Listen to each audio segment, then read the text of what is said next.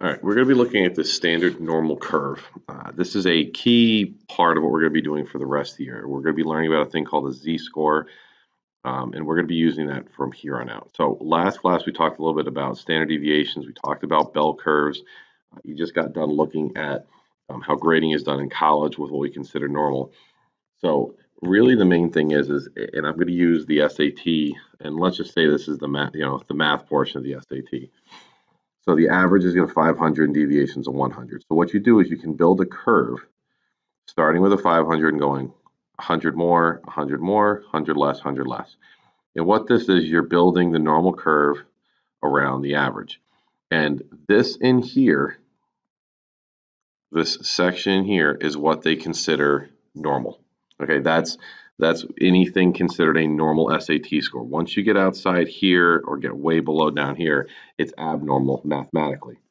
And what we're trying to do is we're trying to do what they call normalize everything. So rather than, here's the math SAT, the ACT, this would be, 20 down here with a deviation, or a test you might take in high school, an average of 80 and a deviation of 10, or so on. So what you do is what they normalize it. And here's what you have over here is a standard normal curve where how many deviations away from the center are you? So you're either 1, 2, 3, or -1, -2, -3 if you're less than this, but how many deviations are you away from the center? We call that the standard normal curve. The z-score in this formula right down here, the z-score is a way to calculate how far away from the center you are in terms of standard deviations. So quite simply, a value of 0 means you're at the average. You're no deviations above or below. A value of 1 for a z-score means you're 1 deviation above the average. 2 is 2 deviations above the average, and so on. And here's a formula. It's just the number you're looking for minus the average divided by the deviation. And these are the symbols here that we're going to be using. This here is also written as x bar sometimes.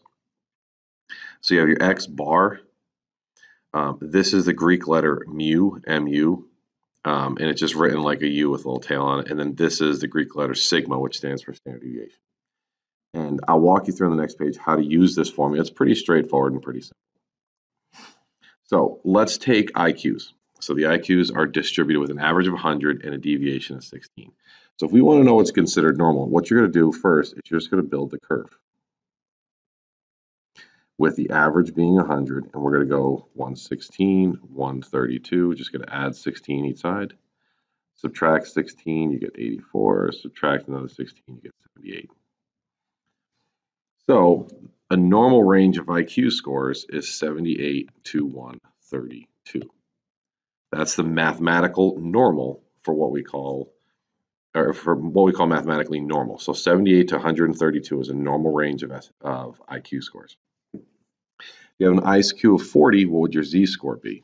So the way you calculate the z-score is, remember, the number you're looking for, the 140, minus the average, which is 100, divided by the deviation, which is 16.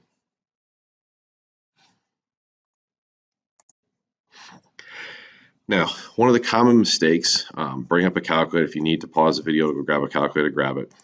Do not do this. This is bad if you do this directly on your calculator. If you take a look up here, do not do this. This will give you the wrong answer. What's going on here is you're only dividing the 100 by 16, not this whole top. So if you want to do this on a graphing calculator and do this calculation, two ways to do it. One is just do parentheses, 140 minus 100, and then divide it by 16 and get your 2.5. Or do the top and the bottom separately, 140 minus 100, find out what that is. Oops, sorry, it should be 140 minus 100. And then divide that by 16. But either way, you get a z-score of 2.5. Albert Einstein had an IQ of 160, so if we want to get his z-score, it should be 160 minus 100 divided by 16.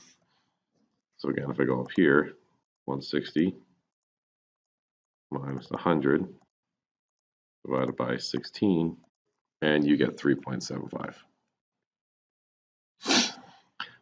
If you're labeled with, say, maybe autism and your IQ is, extremely low, what's the value of the z-score? Keep in mind This 32 is going to be to the left of this, so this answer should be negative because I'm lower than my average. So 32 minus 100 divided by 16 equals negative 4.25 for z-score. Now, you can also work backwards. If you want to work backwards, let's say someone has an IQ score of 1.5, or z-score, sorry, of 1.5. You go 1.5, x minus 100 divided by deviation 16. So if we're working backwards in the situation, you take this 16 and multiply it by 1.5.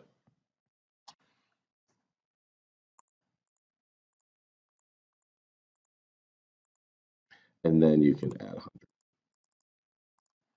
So it would be this, x minus 100 equals, and your first step is always multiply this, the 16 times 1.5, which gives you 24. And then it's just like a linear equation where you add 100 to both sides, and x is 124. Now, a good thing to have in this is you go back up here, one deviation is 116, do two deviations is 132. You could probably do this in your head and figure out right in the middle of 116 and 132 is 124. I'm going to be drawing a lot of these bell curves so you understand, and again, 1.5 deviations right here in the middle of 116, 132, which is where the 124 came from. A z-score of negative 2.1, if we just do this in our head, it should be a little less than 78. So negative 2.1, a little less than 78. So that's what we know it should be. So now let's do the work. Negative 2.1, x minus 100 divided by 16. Remember, this just becomes x minus 100 and multiply the 16 times negative 2.1.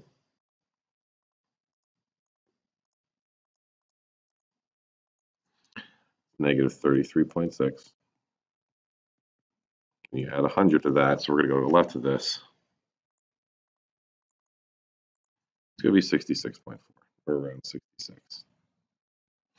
So again, we knew that it was less than 78, a little less than 78, and there we go, there's our 66. Now, what z-score would you consider so low that a student might struggle in school? Well, this goes back to the idea of normal. What's normal?